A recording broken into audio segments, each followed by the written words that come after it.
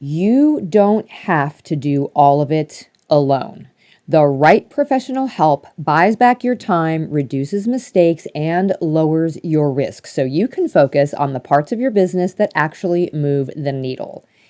Welcome to the Growth Table, Simplifying Small Business. I'm Karen Velez, and today we are cutting through the noise to figure out when we should hire a professional to help with tasks such as accounting and legal, and when we can stick with DIY. This is episode 7, and these first 10 episodes are designed to help you move through starting a new business or reevaluating your existing one to see what can be improved. If you're new here, I encourage you to go back and listen to episodes 1 through 6 to really get the basics locked in before we start thinking about hiring a pro.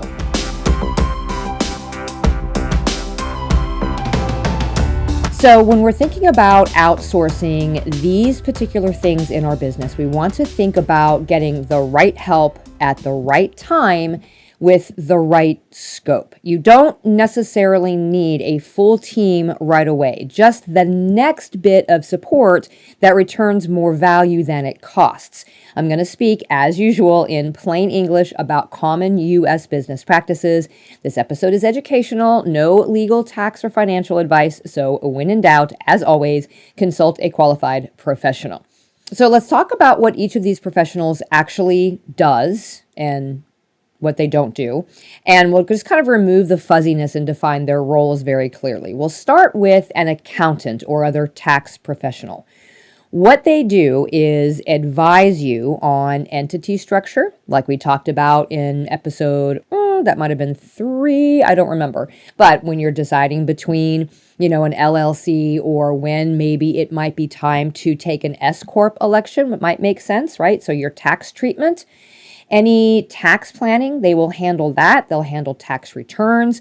They can estimate your quarterly taxes. They can help keep you compliant and making sure that you're making quarterly payments if necessary. They can also take your numbers and translate those into a strategy for you. So you'll better know when it's time to adjust your pricing or do your payroll or change deductions. What an accountant or tax professional doesn't generally do is any of that sort of day-to-day categorization of those transactions or any sort of chasing down receipts. That's where a bookkeeper comes in. They also don't generally do any sort of really deep business coaching beyond tax and compliance questions. So an accountant or other tax professional is really best used for proactive planning before your end of year, maybe helping you with entity selection, any payroll questions, and the sort of, what if I did this in my business scenarios that might have an impact on your finances. Now, a bookkeeper, on the other hand, that is a sort of different type of a money professional. What they do is they do categorize those daily transactions for you. They can reconcile your accounts. They will help you maintain a clean chart of accounts like we talked about in the last episode. They can provide your monthly books. So just give you a report for your profit and loss, your balance sheet, your cash flow, the things that you can actually use to help make decisions. They can also support your sales tax tracking and your accounts receivable and accounts payable, so they can work with you on those invoice and bill workflows. What a bookkeeper usually doesn't do is anything in terms of tax strategy or returns. Some do, but most will focus on just the books, not necessarily the returns. They also don't generally do any kind of legal review or look at any contracts or any type of entity changes. So a bookkeeper is best used for keeping you current so that any decisions that you make are based on real numbers. It's not just like your vibe of your business of, oh yeah, I think we're in a good place, right? And your bank balance. Your bookkeeper is going to give you a much more clear picture of what is happening month to month in your business. Now, in terms of a lawyer, what they're going to do is help you to draft and review contracts, maybe help you put policies in place, help you maybe with signing leases or terms of service. They can advise you on trademarks or intellectual property. They can look at partnership or operating agreements, help settle disputes. They can also help structure your risk management. They can tell you when insurance might be necessary for something or when you might need to have a a waiver in place. So as you can imagine, what a lawyer generally doesn't do is anything on the accounting side or the taxes or your routine bookkeeping. They're also not going to do any kind of ongoing admin unless there is a specific need, like it being part of the trademark process, right? So, lawyers, attorneys, they are best used for prevention, right? Getting that contract right up front, making sure that you're not getting yourself in kind of any hot water, because that's going to cost you less up front than it would to clean it up later, right? So basically, we have sort of three lanes here. You have your strategy, your money strategy, and your taxes. That would be your accountant. You've got your daily numbers. That would be somebody like a bookkeeper. And then you have your risks and your rights. That was where a lawyer comes in. So when do we know in our business when it's time to contract or hire somebody in one of these three lanes versus continuing to do DIY it ourselves? You can DIY a lot in the early days, but there are certain triggers that you might see that are going to let you know when it might be time to hire somebody. So if you're in the process of deciding between being a sole proprietorship or an LLC or taking that S Corp election, it might be time to bring in an accountant or a tax pro to help you make that decision. If you are expecting a really profitable year and maybe you need to worry about planning out those taxes, or if you're adding payroll or considering whether or not you should be taking a salary versus taking a distribution from the business, then it might be time to bring in an accountant to kind of give you some input on those things. It's also especially important if you receive a letter from a tax authority that you do not understand, then maybe now is a time to get somebody, a professional, to take a look at those things. Because guessing on any one of these things, if you are not completely sure, it can end up being expensive down the road and get you into trouble. What about a bookkeeper? When might you decide that it's time to get somebody on board to do your books? If your books are more than 30 days behind, or if you spend more than 10 hours a month working on your bookkeeping and you still feel lost, it might be time to bring in somebody from the outside. If you're managing inventory and you have multiple sales channels and you have to deal with sales taxes in maybe more than one state, or you're doing online sales, you might want to bring a bookkeeper in to help you keep track of all of that. If you need monthly numbers and you need them right away to make pricing or hiring or cash flow decisions, and you are not able to do that yourself, now might be a time to bring in a bookkeeper.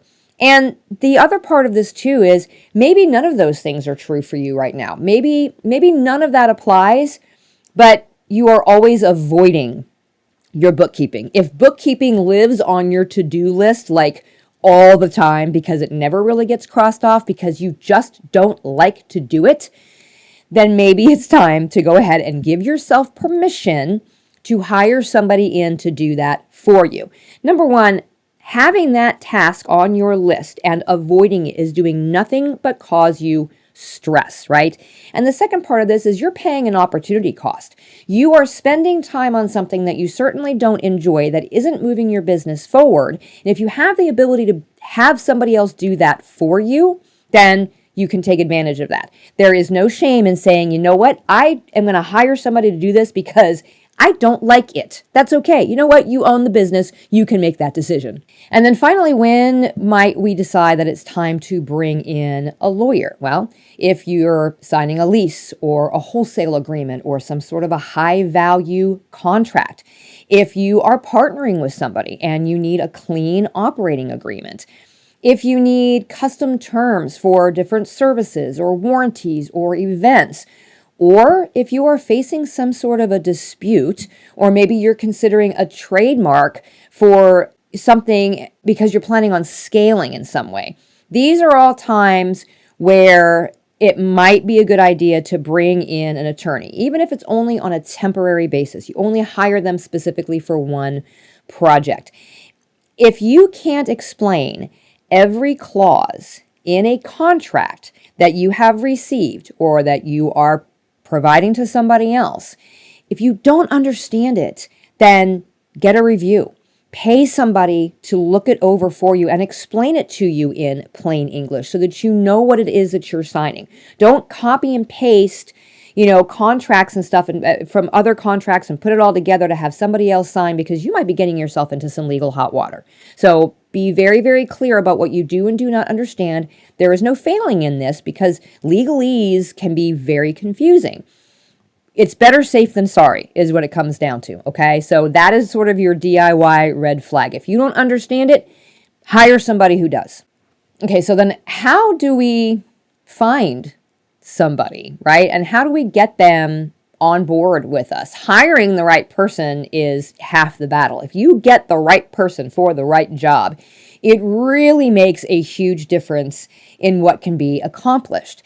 And a lot of new business owners have never gone through the hiring process before. So here's a process that you can use prior to meeting a potential hire for the first time, and a sort of prep pack so your first meeting after you hire them is immediately productive.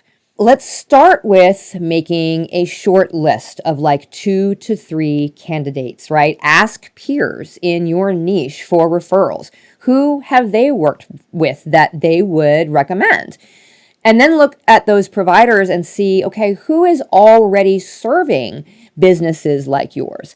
Are they working with solopreneurs? Are they working with product micro brands or local retailers? This is a cue that they're going to be a good fit for you, right? Once you have narrowed down that list of candidates, then you can start to vet them. And you just have to come up with a series of questions that you end up asking every one of them to sort of weed through who is going to be the best fit. Asking that, what types of businesses like mine do you serve? What isn't included in their services, right? Find out how they price their services. Is it a flat fee? Is it hourly? Is it a package deal? You can ask them what a typical month would look like for you, depending on the services that you're asking them to provide. Find out how you will communicate with this person and how frequently, like who is their point person, right? And also find out from them what they need from you to do their best work, right? Make sure that you understand what is going to be needed on your end for them to be able to do the job that you hire them for. And then find out if you kind of outgrow this scope, then what's the next step with them, or do they have somebody that they would refer you to? Right. Essentially, what we're doing here is we're setting the expectations ahead of time on both sides. We want to be very, very clear in what we expect from them and what they expect from us so that there is no confusion. And it helps you determine which of these individuals is going to be the right fit for your project and for your business. Now, once you make the decision as to which one of these people is going to work best with you, then you want to define the scope of their work in writing. So make sure that everybody understands what the deliverables are. What reports are they responsible? What returns are they filing for you? What contracts are they writing for you, right? And how frequently is this going to be delivered? So if they're doing your books, are they getting those books closed and to you by the 10th of the next month? Are they only doing quarterly reviews? When are they delivering these to you? And then also clearly define the response time expectations. When you email them a question or when you send them a message with a question, how soon should you expect a response from them? Is it 24 hours? Is it 72 hours? Make sure that expectation is set from the beginning. And also what the escalation path is if they're not meeting those time expectations. Also, if you're not meeting their expectations, what is the next step at that point if they're not getting what they need from you to do their job? And then you also want to have a very clear understanding of the data ownership and offboarding. Like, if this just doesn't work out, how do you get your files back from them if you guys decide to part ways? This might feel like uncomfortable things to approach in a contract with a new service provider, especially somebody that you are just now meeting. But trust me, it is way more uncomfortable later on down the road if these things aren't hammered out in the beginning. It is good for you. It is good for them. Okay, so once you have officially hired somebody to do one of these roles and you have hammered out all the deliverables and everything is ready to go, then there are a few things that you're going to want to send to them before you meet with them to actually sit down to work for the first time. This is going to help you be productive from the beginning. The first thing likely that you're going to send to them is all of your company details, right? The type of entity that you are, your employer identification number, addresses, all of these things, prior returns, if they're working on your taxes, all of your bookkeeping stuff, if it's available, whatever it is that they need in terms of your company details. If this is an accounting setup, then whatever accounting tool you are currently using, if you use one, you likely are going to give them the login, or you're going to give them a file export of some sort, a list of your bank, your processors, your current chart of accounts, or whatever your current bookkeeping records look like. You're going to hand that over to them or bring it with you that day. Generally speaking, it's a good idea to have it all sent to them ahead of time before you actually meet to do the first round of work. You might also send them like your top goals for the next year. Like if you're hiring a bookkeeper, then maybe your goal is that you really want your books to be cleaned up and you want to have a clean report every single month, right? If you are working with an accountant, then maybe one of your goals in the next year is to decide whether or not it's time to switch on being an S Corp. Or maybe if it's an attorney you're working with, you want to get some standard client contracts accomplished and just sort of, in the queue. Figure out what those goals are for having this person hired. We want to get right to work. We don't want to kind of hem and haw around and have them try to pull out of us what it is that we need from them, right? And then also let them know what your top pain points are. Are you struggling with late invoicing? Are your margins not very clear to you? Are there contract gaps for when somebody wants rush work from you? What were the reasons why you needed to hire them in the first place? Let them be prepared for it. And then give them those key dates, like, your sales tax requirements or your license renewals or any important launch dates for new products. A prepared client, meaning us, gets better advice and better work from the service provider, right? So your clarity is going to save you billable hours, number one. And number two, the more prepared you are to get your new hire working right away, the better they'll be able to help you. All right, next week, we are going to sharpen your brand message and your elevator pitch. This is one sentence, a 10-second hook, and a clean 30-second pitch that you can use on your website, in direct messages, and in real-life conversations when you get the opportunity. In the meantime, if you need a little structure to put today's topic into action, the Growth Table Small Business Collective has a resource library, monthly workshops, and a friendly community to keep you moving. Plus, you can tap me for quick mentorship when you are stuck. It is a simple and low-lift way to get support, and it is free for the first 7 days. The link is in the show notes, or you can head to growthtablesbc.com. You've got this, and I am cheering you on. We'll see you next week.